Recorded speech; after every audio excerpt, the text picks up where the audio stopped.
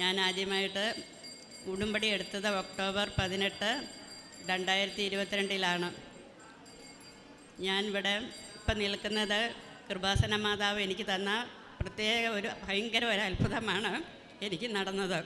ഞാൻ ജന്മന മുടന്തയായിരുന്നു. എൻ്റെ കാല് മടങ്ങിയായിരുന്നു ഇരുന്നത്. വിരലുകളെല്ലാം ഇങ്ങനെ ഉരുണ്ടാണ് ഇരുന്നത്. എനിക്ക് മാതാവ് അത്ഭുതകരമായിട്ട് എനിക്ക് കാലിൽ വന്ന് തൊട്ട് സൗഖ്യം തരികയും ചെയ്തു. ഞാൻ ഇവിടെ വരാനുണ്ടായ കാര്യം ഞാൻ പറയുകയാണ്. എനിക്ക് 49 വയസ്സായി. എനിക്ക് 47 വയസ്സ് വരെ എനിക്ക് കാലിന് ഒരു കുഴപ്പമില്ല. എങ്ങനെയാണെന്ന് വെച്ചാൽ ജന്മന ഉള്ളത് ആയതുകൊണ്ട് എനിക്കതൊരു വലിയ പ്രശ്നമായിട്ട് തോന്നിയില്ല. ഞാനത് വെച്ച് ഒരു കുടുംബം പോയിട്ട് പോകുന്നു. എനിക്ക് 2 മക്കളുമുണ്ട്. അവരെയും പോയിട്ട് ഞാൻ ഇങ്ങനെ പോകുന്നു. അങ്ങനെ ഇരിക്കുമ്പോൾ എനിക്ക് തീരെ വയ്യാതായി. 47-ാം വയസ്സിൽ എൻ്റെ ഇടത്തുകാലിനായിരുന്നു മുടന്ത്. വലത്തുകാലിന് താങ്ങാൻ പറ്റാത്ത ഒരവസ്ഥയിലേക്ക് വന്നു. അന്നേരം ഞാനിങ്ങനെ ഒത്തിരി സങ്കടപ്പെട്ട പണിയെടുത്ത് നടക്കുകയാണ്.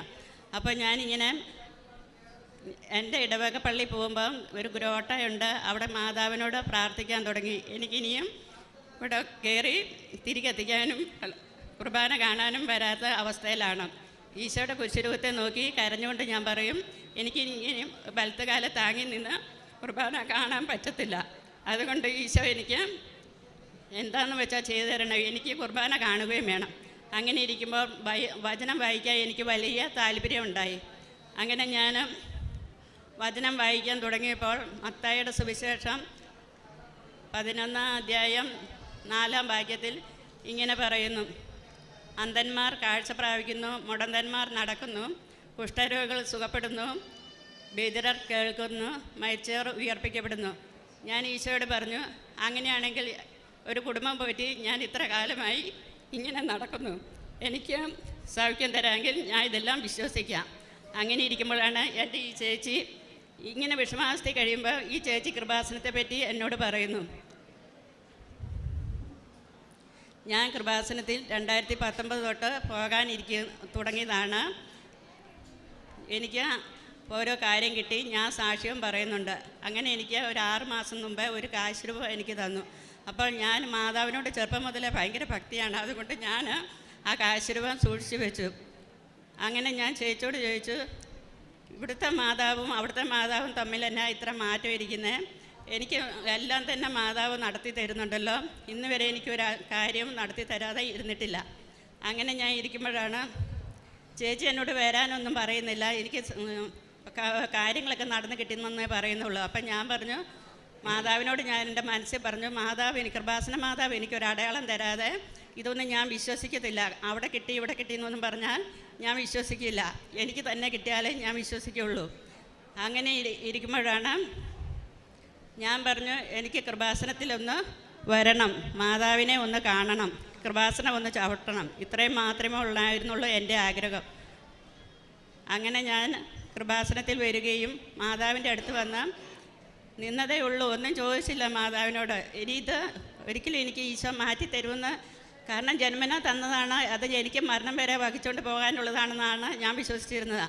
എന്നാൽ ഞാൻ വീട്ടിൽ തിരിച്ചു വന്ന് 11-ാം ദിവസം എനിക്ക് ഈ വലിയ ഫോണില്ലായിരുന്നു. എനിക്ക് ഫോൺ വാങ്ങുകയും കൃപാസനം കേൾക്കുകയും ഞാൻ ചെയ്തു. അങ്ങനെ കൃപാസനത്തിൻ്റെ സാക്ഷ്യം കേൾക്കുകയാണ്. ആദ്യത്തെ സാക്ഷ്യം ഞാൻ കേട്ടു വൈകുന്നേരം ചേട്ടന് ഭക്ഷണം കൊടുത്തുകൊണ്ടിരുന്നപ്പോൾ. അപ്പം ചേട്ടന് ഭക്ഷണം കൊടുത്ത് ഞാനിങ്ങനെ പാത്രവും കഴുകിക്കൊണ്ട് നിൽക്കുമ്പോൾ എന്നോട് മാതാവ് പറഞ്ഞു, സാക്ഷ്യം കേൾക്ക്, എന്തിനാണ് ഈ ഫോൺ ഇവിടെ വെച്ചിരിക്കുന്നത്? ഞാൻ വേഗം ഫോണെടുത്ത് സാക്ഷ്യം കേട്ടേക്കാമെന്ന മാട്ടിൽ വേഗം ഫോൺ ഓണാക്കി. അപ്പോൾ ഒരു ചേച്ചി പറയുന്നു, ആ ചേച്ചിയുടെ കാലിന് നീരായിരുന്നു, മാതാവ് വന്ന് തൊട്ട് സൗഖ്യം നൽകി. പെട്ടെന്ന് മാതാവ് എൻ്റെ കാലിൽ വന്ന് തൊടുകയും ഞാൻ കാല് നിവർത്തി ചവിട്ടി നിൽക്കുകയും ചെയ്തു. അപ്പോൾ ഞാൻ ചേട്ടനോട് ചോദിച്ചു, എൻ്റെ കാല് ഇങ്ങനെ തന്നെയായിരുന്നു? അപ്പം ചേട്ടൻ അധികം പറയാത്ത കൂട്ടത്തിലാണ്, എങ്കിലും പറഞ്ഞു, നിവർന്നെന്ന് തോന്നുന്നു, നീ നേരം വിളക്കുമ്പോൾ നോക്കാനാ. അങ്ങനെ ഞാൻ പ്രാർത്ഥനയും കഴിഞ്ഞ് ചേട്ടൻ കിടന്നുറങ്ങി. എനിക്ക് ഉറക്കം കിട്ടുന്നില്ല. ഞാൻ ഇങ്ങനെ നടക്കുകയാണ്. പ്രാർത്ഥനയും ചൊല്ലി കരുണക്കൊന്തിയെല്ലാം ചൊല്ലി. അങ്ങനെ നേരം വെളുത്തു. ഞാൻ അടുത്തുള്ള ചേച്ചിയും വിളിച്ച് കാണിച്ചു. ചേച്ചിയും പറഞ്ഞു, എടി കാല് നിവർന്നു, നീ ഇവിടെ ഇരുന്ന് പ്രാർത്ഥിച്ചു, ഞാനും പോയി പ്രാർത്ഥിക്കാമെന്ന്. അങ്ങനെ ഒരാഴ്ച വീണ്ടും പിന്നിട്ടു. വീണ്ടും രണ്ടാമതും 8 ദിവസമായപ്പോൾ മാതാവ്, ഞാൻ ചേട്ടന് ഭക്ഷണം കൊടുത്തുകൊണ്ടിരിക്കുക ആ സമയം, കൊടുത്ത് മുന്നോട്ട് 3-4 സ്റ്റെപ്പ് വെച്ചപ്പോൾ മാതാവ് വീണ്ടും വന്ന് എൻ്റെ കാലിൽ തൊട്ടു. അപ്പോൾ എനിക്കത് വല്ലാതെ ഫീൽ, ഞാൻ ടിക്കെന്നും പറഞ്ഞ് നിവർന്നു. ഈ ഷോൾഡറും എൻ്റെ നിവർന്നു. ഈ ഒരു വശം കൊണ്ട് എനിക്ക് ചെരുവായിരുന്നു ശരിക്കും. ഞാൻ നിവർന്ന് തന്നെ നിന്ന് ഈശോയെ സ്തുതിച്ചു.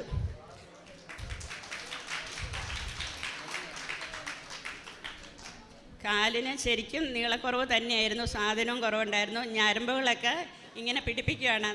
ഞാനത് ശരിക്കും അറിയുന്നുണ്ട്. ഞരമ്പൊക്കെ ഇങ്ങനെ പിടിപ്പിക്കുമ്പോൾ നമ്മുടെ ദേഹത്തോടെ എന്താ ഈ ജീവികളൊക്കെ ഇല്ല, അതിങ്ങനെ കയറി പോകുന്നതിലുള്ളൊരു ഫീലിംഗാണ് വരുന്നത്. അപ്പോൾ എനിക്ക് വല്ലാത്ത വേദനകൾ വരും. എന്നാലും സഹിക്കാൻ പറ്റുന്ന വേദനയൊക്കെ ഉള്ളൂ. ഈ പുറകുവശമാണെങ്കിലും ബേക്ക് ഇങ്ങനെ തള്ളിയാണ് നിന്നത്. അപ്പോൾ എനിക്ക് പുറത്തു വേദന വരും. ഞാൻ നിൽക്കുന്നിടത്ത് നിന്നൊക്കെ അങ്ങ് പൊന്തി പോവുകയാണ്. അങ്ങനെ പൊന്തി പോകുമ്പം പുറം ഇങ്ങനെ പൊട്ടിപ്പോകും. അങ്ങനെ വൈകുന്നേരം ആവുമ്പം വീണ്ടും മാതാവ് വന്ന് തൊട്ടപ്പോൾ ഇവിടെ അകലെ നിവരുകയും ചെയ്തു. പിന്നെ ഒരു ദിവസം രാത്രിയിൽ മാതാവ്, ഞാൻ പതുക്കെ ഉറങ്ങുന്നേ ഉള്ളൂ, അത് ബോധം കിട്ടുന്ന ഉറങ്ങുന്നില്ല. മാതാവ് എൻ്റെ അടുത്ത് വന്ന് എൻ്റെ കൈയും കാലും വലിച്ച് നീട്ടുകയും ഇവിടെ ഒരു സ്കെയിൽ വെച്ച് ശരിക്കും എന്നെ അളന്ന് ശരീരം ഷേപ്പാക്കുകയും ചെയ്തു. അങ്ങനെ 2 തവണ വന്ന് എനിക്ക് സൗഖ്യം നൽകി മാതാവ്. പിന്നെ എൻ്റെ മാതാവ് ഇടയ്ക്കിടയ്ക്ക് എനിക്ക് ഇങ്ങനെ സൗഖ്യം നൽകിക്കൊണ്ടിരിക്കുകയാണ്. ചില സമയത്ത് എനിക്ക് വളരെ ക്ഷീണം പിടിക്കും, കാലിന് നല്ല തണുപ്പ് കയറും. അപ്പോൾ എന്നോട് പറയും, കമ്പിളി പതച്ച് കയറി കിടന്നു. അങ്ങനെ ഞാൻ കയറി കിടക്കും. അതിൻ്റെ ക്ഷീണം മാറുമ്പോൾ വീണ്ടും ഞാൻ ഏൽക്കും. ഇങ്ങനെയാണ് എനിക്ക് സൗഖ്യം കിട്ടിയത്. ഞാൻ പറയുവാണെങ്കിൽ കൃപാസനത്തിൽ വരികയും മാതാവിനെ കാണുകയും ചെയ്യും മാത്രമേ ഉള്ളൂ. ഉടമ്പടി എടുത്തു. ഉടമ്പടിയിൽ ഞാൻ വെച്ചത് 6 നിയോഗങ്ങളാണ് ഈശോയോട് വെച്ചത്. ആ 6 നിയോഗവും ഈ കാര്യം ഞാൻ വെച്ചിട്ടേ ഇല്ല. 6 നിയോഗവും എൻ്റെ ചേട്ടനും മക്കൾക്കും വേണ്ടിയാണ് ഞാൻ വെച്ചത്. എൻ്റെ ഒരു കാര്യം പോലും ഞാൻ നിയോഗത്തിൽ വെച്ചിട്ടില്ല.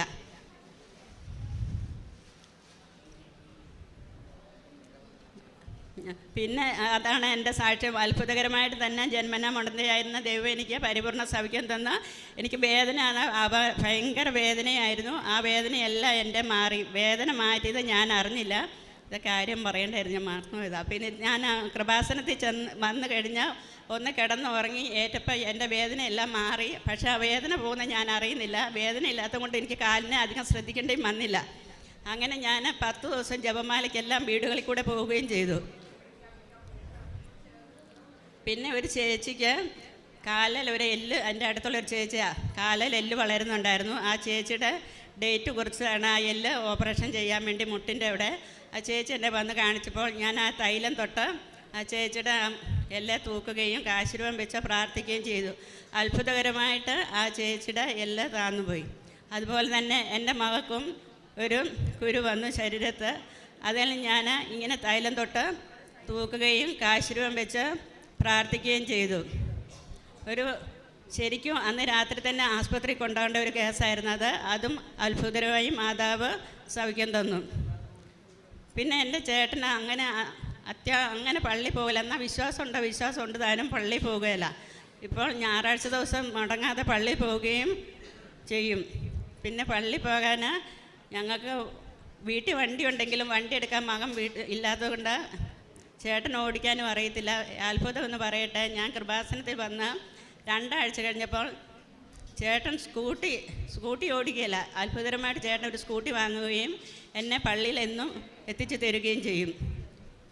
പിന്നെ എനിക്കറിയത്തില്ല, എനിക്ക് ഒരുപാട് അനുഗ്രഹങ്ങൾ തന്നു. അനുഗ്രഹങ്ങളുടെ ഒരു പൂമാല തന്നെയായിരുന്നു വീട്ടിൽ. ഞാൻ കൃപാസനത്തിൽ വന്നിട്ട് ഒരുപാട് കാര്യങ്ങൾ നടത്തി തന്ന ഈശോയ്ക്കും മാതാവിനും ഞാൻ നന്ദി പറയുന്നു.